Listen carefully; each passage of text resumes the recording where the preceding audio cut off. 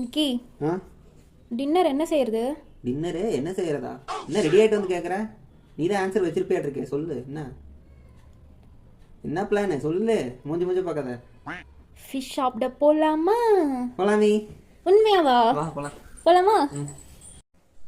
எப்படியோ டின்னர் செய்யறதுலேருந்து தப்பிச்சிட்டேன்டா சாமி அப்படின்னு சொல்லிட்டு ஜாலியாக கிளம்பியாச்சு வெளியே. போகிற வழியில் செம டிராஃபிக், ஒரு சில இடத்துலலாம் ரொம்பவுமே பிளாக் ஆகிருந்தது.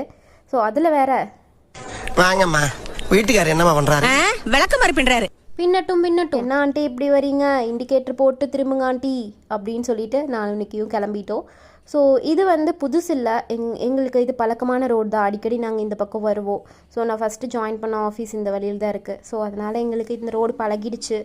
ஸோ வந்ததும் போய் அந்த ஆண்டிக்கிட்ட, ஆண்டி எனக்கு பெரிய ஃபிஷ் தான் வேணும் ஆண்டி அப்படின்னு சொன்னதும் அந்த ஆண்டியும் இருக்கிறதுலையே பெரிய ஃபிஷ்ஷாக எடுத்து கல்லில் போட்டு ஃப்ரை பண்ண ஸ்டார்ட் பண்ணிட்டாங்க.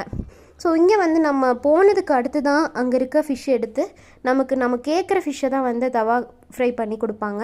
ஸோ அதுக்கு முன்னாடியே ஃப்ரை பண்ணி வச்சதெல்லாம் போட்டு தர மாட்டாங்க. ஸோ போய் எப்படியும் ஒரு 1/2 hour போல் வெயிட் பண்ணி தான் நம்ம சாப்பிட வேண்டியதாக இருக்கும். என்னதான் இருந்தாலும் நம்ம ஃப்ரெஷ்ஷாக சாப்பிட்றோம்ல, அந்த ஃபீல் கிடைக்குமா?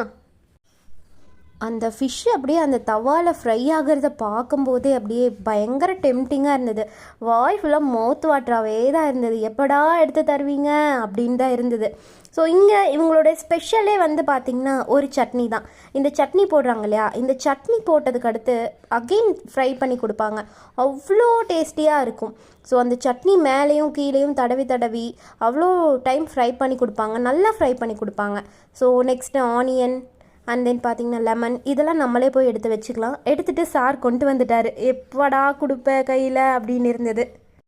அடுத்து அந்த ஃபிஷ்ஷு எப்படி தான் இருந்தது அப்படின்றத நெக்ஸ்ட் பார்ட்டில் கண்டினியூ பண்ணியிருக்கோம் பாருங்கள்.